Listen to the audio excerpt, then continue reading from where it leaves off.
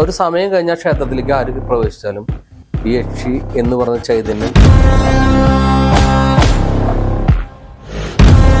അത് യക്ഷിനെ കൂടിയെടുത്ത അതൊരു ക്ഷേത്രം ശബരിമല മാത്രമാണ്. എന്തുകൊണ്ടാണ് ബാക്കിയുള്ളടത്ത് നിർത്തിക്കണമെന്ന് വെച്ച് കഴിഞ്ഞാൽ ചിലരുടെയൊക്കെ ശരീരത്തിൽ ചാത്തൻ കയറി കൂടിയ ഞാൻ വിശ്വസിക്കുന്നില്ല. കാരണം എന്താന്ന് വെച്ച് കഴിഞ്ഞാല് ഇപ്പോ ഏറ്റവും വലിയ ചൈതന്യം എന്ന് വെച്ചാൽ യക്ഷി സങ്കല്പമാണ്. എന്തുകൊണ്ടാണെന്ന് വെച്ച് കഴിഞ്ഞാല് സാധാരണ ക്ഷേത്രങ്ങളിൽ യക്ഷിനെ കുടിയിരുത്തും. 18ാമത്തെ വയസ്സ് കഴിഞ്ഞതിന് ശേഷം അയ്യപ്പസ്വാമിനെ ആരും കണ്ടിട്ടില്ല. അമ്മലയുടെ മുകളിൽ പോയി ഒരു കഥ നമ്മൾ കേട്ടിട്ടുണ്ട് അല്ലെ. കൃഷ്ണൻ സ്വന്തം അച്ഛനമ്മ കാരാഗ്രഹത്തിൽ കിടന്ന് ജനിച്ച അവസ്ഥയും ദുരിതങ്ങളും നമ്മൾ കേട്ടിട്ടുണ്ട്.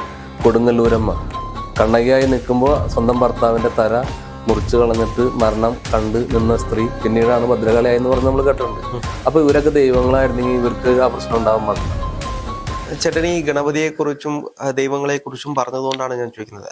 ഇപ്പം പല ആളുകളുടെയും ശരീരത്ത് അല്ലെങ്കിൽ ശിവനായിരിക്കും, അല്ലെങ്കിൽ ഗണപതി ആയിരിക്കും, അല്ലെങ്കിൽ ദുർഗയായിരിക്കും, ഭദ്രകാളി ആയിരിക്കും, ഇങ്ങനെയുള്ള ദേവതകൾ കൂടി എന്ന് പറഞ്ഞ് പലരും പല മന്ത്രവാദികളുടെ അടുത്ത് പോയതായി കേട്ടിട്ടുണ്ട്. ചേട്ടന്റെ അടുത്ത് അങ്ങനെ ആരെങ്കിലും വന്നിട്ടുണ്ടോ? എൻ്റെ അടുത്ത് ഒരിക്കലൊരു സ്ത്രീ വന്നിട്ടുണ്ടായിരുന്നു.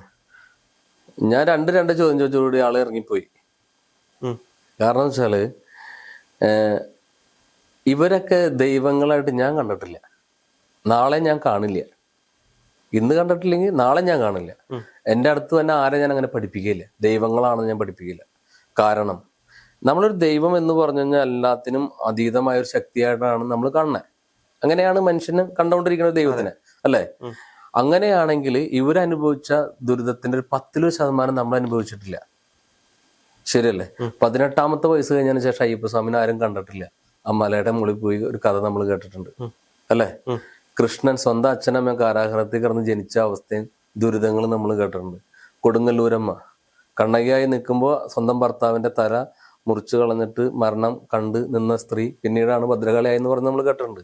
അപ്പൊ ഇവരൊക്കെ ദൈവങ്ങളായിരുന്നെങ്കിൽ ഇവർക്ക് ആ പ്രശ്നം ഉണ്ടാവാൻ പാടില്ല. അത് ശരിയാണ്, പറ്റില്ലല്ലോ. അപ്പൊ എന്താണ് ഇവർക്ക് ഉണ്ടായിരുന്ന ഒരു കാര്യം? ആ കാര്യത്തിനെ മറച്ചു വെച്ചിട്ടാണ് ഇന്ന് എല്ലാവരും സംസാരിക്കണേ. നമ്മൾ അവരെ പറ്റി പറയുമ്പോൾ നമ്മളവർ ശപിക്കും, നമ്മൾ നശിച്ചു. എന്തിന്?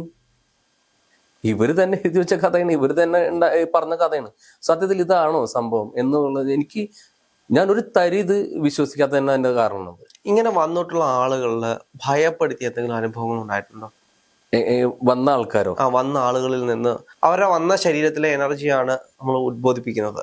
അപ്പം ആ എനർജി പുറത്തേക്ക് കൊണ്ടുവരുമ്പോൾ ഭയപ്പെടുത്തുന്ന രീതിയിൽ, അല്ലെങ്കിൽ ചേട്ടനെ തന്നെ ഭയപ്പെടുത്തുന്ന രീതിയിൽ അങ്ങനെ എന്തെങ്കിലും അനുഭവങ്ങൾ ഉണ്ടായിട്ട്? അങ്ങനെ അത്ര വലിയ പ്രശ്നങ്ങളൊന്നും ഉണ്ട്. കാരണം എൻ്റെ അടുത്ത് വരുമ്പോൾ എത്ര ആൾക്കാരും ശാന്തമായിട്ട് നിൽക്കുള്ളൂ. കാരണം വെച്ചാൽ എൻ്റെ കർമ്മരീതി അതിന്റെ പേരിലാണ് അതിന്റെ വരുന്നത്. ഇപ്പൊ ഞാൻ വരുമ്പോ എല്ലാവരും ചെയ്യുന്ന പോലെ ഒരുപാട് വിളക്കൊക്കെ കത്തിച്ച് വെച്ച് ഭയങ്കര പൂജയുടെ മണിയടിയും ഹോമവും ആവാഹനൊക്കെ ആണെങ്കിൽ ആ അന്തരീക്ഷം വേറെ ഒരു രീതിയായിരിക്കും മാറും.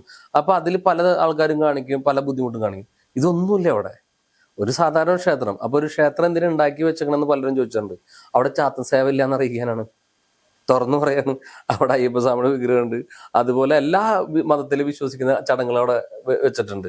പക്ഷെ ഞാൻ എന്തുകൊണ്ട് അപ്പൊ ചാത്തൻ സേവ മോശമാണോന്ന് ഞാനത് ചെയ്യുന്നില്ല എന്നാണ് പറഞ്ഞത്. അത് മോശം എന്നല്ല പറഞ്ഞത്, എനിക്കത് അറിയില്ല. ചിലരുടെയൊക്കെ ശരീരത്തിൽ ചാത്തൻ കയറി കൂടിയ ഞാൻ വിശ്വസിക്കുന്നില്ല. കാരണം എന്താന്ന് വെച്ച് കഴിഞ്ഞാല് ഏതൊരു വ്യക്തിക്കും ഒരു കഴിവുണ്ടെങ്കിൽ അവൻ ആ കഴിവ് പുറത്ത് പറയില്ല എന്ന് വിശ്വസിക്കുന്ന ഒരാളാണ് ഞാൻ. ഇപ്പൊ എൻ്റെ ഒരു കഴിവിനെ ഞാൻ ഇന്ന് വരെ ആരോടും പറഞ്ഞിട്ടില്ല. കാരണം അത് പറയാൻ പാടില്ല. എനിക്കൊരു കഴിവുണ്ടെങ്കിൽ ഞാൻ ചെയ്ത് മാറ്റി കൊടുത്താൽ പോരെ. ഞാൻ അതാളെന്നും പറഞ്ഞ് നടക്കണെന്തിനാ? എന്റെ കഴിവ് എന്റെ സ്വകാര്യതയായിരിക്കണം എപ്പോഴും, അല്ലേ? പലരും പറയുന്നത് കേട്ടിട്ടുണ്ട്. ഇപ്പൊ ചിലര് ദേവിയായിട്ട് നടക്കുന്നതും അല്ലെങ്കിൽ ചിലർ മറ്റുള്ളതും ഞാൻ കണ്ടിട്ടുണ്ട്. ഇപ്പൊ എൻ്റെ ഒരു കൂട്ടുകാരനുണ്ട്, വിഷ്ണുമായ ദർശനമുള്ള ഒരാളാണ്. അപ്പൊ ഞാൻ എൻ്റെ അടുത്ത് വന്നപ്പോൾ ഞാൻ എന്നോട് പറഞ്ഞു, എൻ്റെ കൂടെ സ്വാമി ഉണ്ട്. ഞാൻ ചോദിച്ചു, നിന്റെ കൂടെ മാത്രമേ ഉള്ളൂ? കുറെ ആൾക്കാരുടെ കൂടെ ഉണ്ടല്ലോ, അല്ലേ?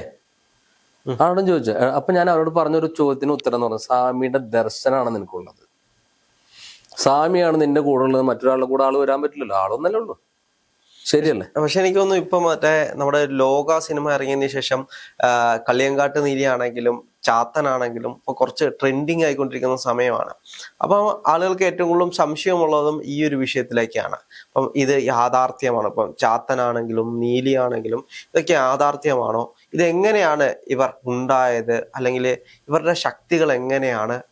അതിനെപ്പറ്റി എന്തെങ്കിലും പറയാൻ? ഒന്നാമത്തെ കാര്യം, ഈ യക്ഷി എന്നൊക്കെ പറഞ്ഞ മരിച്ചുപോയ സ്ത്രീയല്ല. കള്ളിയങ്കാട്ട് നീലി അപ്പം മരിച്ചിട്ടില്ല. അല്ല, അത് മരിച്ചുപോയൊരു സ്ത്രീയല്ല. അതന്നെ ഞാൻ പറഞ്ഞോളൂ. മരിച്ചുപോയൊരു സ്ത്രീയുടെ ആത്മാവല്ല എന്നാ ഞാൻ പറഞ്ഞത്. ഇപ്പോൾ ഏറ്റവും വലിയ ചൈതന്യം ഏതെന്ന് വെച്ചാൽ യക്ഷി സങ്കല്പമാണ്. എന്തുകൊണ്ടാണെന്ന് വെച്ച് കഴിഞ്ഞാൽ സാധാരണ ക്ഷേത്രങ്ങളിൽ യക്ഷിനെ കുടിയിരുത്തും. അതിന് കർമ്മയാമം എന്ന് പറയാ അതിനെ. എന്ന് വെച്ച് കഴിഞ്ഞാല് വൈകുന്നേരം ദീപാരാധന കഴിഞ്ഞാൽ നട അടയ്ക്കും എല്ലാ ക്ഷേത്രങ്ങളും, അല്ലെ? പിന്നെ അവിടെ ഇരിക്കുന്ന ദേവി അല്ലെങ്കിൽ ദേവൻ അത് ഒരു പ്രാർത്ഥനയിലോ അല്ലെങ്കിൽ അവരുടേതായ ചടങ്ങിലേക്ക് മാറി നിൽക്കുന്ന ഒരു ചടങ്ങാണ് അവര് ഈ നടയടയ്ക്കണേ.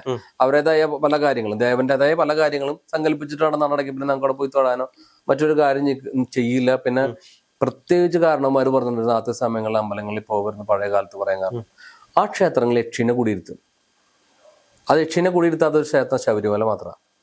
എന്തുകൊണ്ടാണ് ബാക്കിയുള്ളടത്ത് നിർത്തിക്കണമെന്ന് വെച്ച് കഴിഞ്ഞാൽ അതിലേക്ക് ആ ഒരു സമയം കഴിഞ്ഞ ക്ഷേത്രത്തിലേക്ക് ആര് പ്രവേശിച്ചാലും ഈ യക്ഷി എന്ന് പറഞ്ഞ ചൈതന്യം ആ ദേവന്റെ കർമ്മത്തിന് വിഘ്നം വരാതിരിക്കാൻ വരുന്ന ആളെ ഉപദ്രവിക്കുക അല്ലെങ്കിൽ പേടിപ്പിക്കുന്ന ഒരു ചിന്ത ഉണ്ടാക്കി വെച്ചത് കാരണവന്മാരാ. അപ്പൊ ഈ യക്ഷി എന്ന് പറയുന്നത് നമ്മളെ പേടിപ്പെടുത്തുന്ന അല്ലെങ്കിൽ ഒരു പ്രേത രൂപമല്ല. അല്ല, അങ്ങനെ ഒരാള് കാണിച്ചതെന്ന് പറയുകയാണെങ്കിൽ ഞാൻ സമ്മതിക്കാം. ഇപ്പൊ പലരും പറയുന്നുണ്ട് ഞാൻ അവിടെ കണ്ടു ഇവിടെ കണ്ടെന്ന്. ഇപ്പൊ എന്റെ മുമ്പിൽ അയ്യപ്പസ്വാമി പ്രത്യക്ഷപ്പെട്ടു നോക്കി. ഞാനിപ്പോ കർമ്മം ചെയ്യുന്ന ഒരാളാണ്. അപ്പൊ എനിക്ക് പറയണം എന്റെ ദിവ്യദൃഷ്ടിയിൽ അയ്യപ്പസ്വാമിനെ കണ്ട എന്റെ അമ്പലത്തിൽ വന്നിട്ട് ഞാൻ പറയാം ആളോട് പറയും കുറച്ചു നേരം അവിടെ ഇരിക്കട്ടോ, എല്ലാവരും വന്നൊന്ന് കണ്ടിട്ട് പോയത്. തിരക്ക് പിടിച്ച് പോയിട്ട് ആൾക്ക് പ്രത്യേകിച്ച് പണിയൊന്നുമില്ലല്ലോ. ഞാൻ അങ്ങനെ പറയും. കാരണം ഇതില്ല എന്നറിയാം 100%. അത് അയ്യപ്പസ്വാമി ഇല്ല എന്നല്ല ഞാൻ പറഞ്ഞത്. ഒരു വ്യക്തി അതിനെ കണ്ടു എന്ന് പറഞ്ഞാൽ നമുക്ക് ധരിക്കാൻ പറ്റില്ല എന്ന് ഞാൻ പറഞ്ഞതിനർത്ഥം അല്ലേ? ചിലത് പറഞ്ഞിട്ടുള്ളേ എനിക്ക് എന്റെ ദിവ്യദൃഷ്ടിയിൽ അയ്യപ്പസ്വാമിനെ കണ്ടിട്ടുണ്ടാവില്ല 100%. എന്താണെന്നറിയോ? ഇന്ന് കാണുന്ന അയ്യപ്പസ്വാമിയുടെ രൂപം ഗണപതിയുടെ രൂപം എല്ലാവരുടെ രൂപം ഒരു കലാകാരൻ വരച്ചതല്ലേ? അതെ അല്ലേ? അല്ലാണ്ട് ആരും കണ്ടിട്ടില്ലല്ലോ ഇതിനെ. ഇല്ല.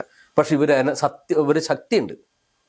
ആ ശക്തിയുള്ള ആൾക്കാരാണ്. പഴയ കാലത്ത് നിങ്ങൾ ഏതെങ്കിലും ഫോട്ടോ എടുത്ത് വെച്ചേക്ക് ഇന്നത്തെ ഒരു ആർഭാടം ഉണ്ടാവില്ല, ഇന്നത്തെ ഒരു ജ്വല്ലറികളും അവരെ മേത്തുണ്ടാവില്ല. ഇന്ന് എല്ലാ ദേവന്മാരുടെ മേത്ത് എന്തോ ഇന്നിറങ്ങുന്ന ജ്വല്ലറിയുടെ പടം പോലും അതിൻ്റെ ഉള്ളിൽ ഉണ്ടാവും, അല്ലേ? അപ്പൊ എങ്ങനെയാണ് നമ്മൾ അപ്പൊ അതുകൊണ്ടാണ് നമ്മൾ സത്യത്തിനെ മറയ്ക്കാൻ വേണ്ടിയിട്ടാണ് പലരും ചെയ്യുന്നത്. ഇതിന് ജെനുവിനായിട്ട് ഒറ്റ കാര്യമുള്ളൂ പറയാൻ.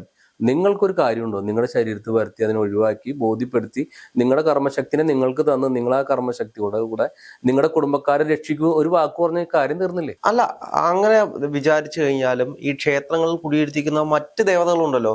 അപ്പം യക്ഷിയുണ്ട്, മാടനുണ്ട്, ഗന്ധർവനുണ്ട്. അപ്പം ഇതിന്റെയൊക്കെ ആവശ്യകത എന്താണ്? ഇതിനൊക്കെ ഉപാസനാമൂർത്തി സങ്കല്പം എന്നാ പറയാ.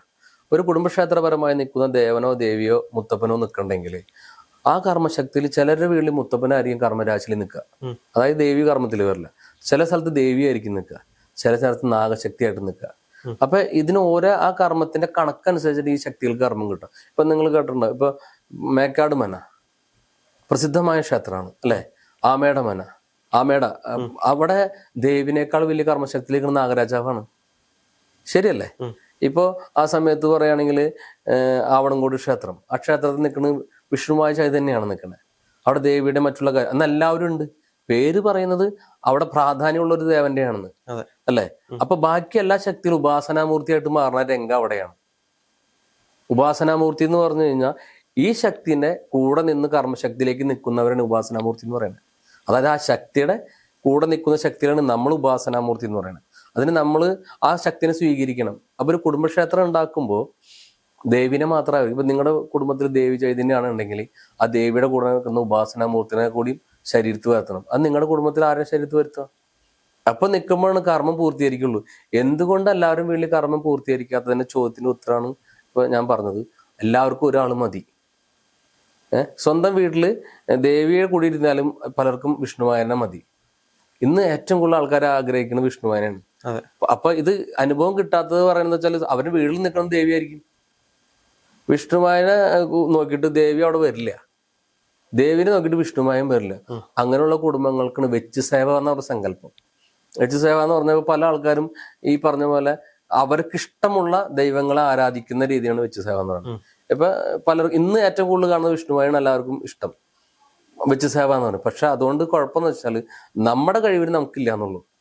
അപ്പൊ അത് തന്നെയാണോ പണ്ട് കാലങ്ങളിൽ വെച്ചാരാധന എന്ന് പറഞ്ഞ ക്രിസ്തീയ കുടുംബങ്ങളിലെ സാത്താൻ സേവയൊക്കെ നടത്തിയിരുന്നു എന്ന് പറയുന്നത്? അതായത് ഒരു വ്യക്തിക്ക് അവർക്കിഷ്ടപ്പെട്ട ശക്തിനെ, ആ എനർജിനെ അവർക്ക് അത് മതി എന്ന് ധരിച്ചിട്ട് അവർ ചെയ്യുന്ന ചടങ്ങിനെ വെച്ചാരാധന എന്ന് പറയുന്നത്.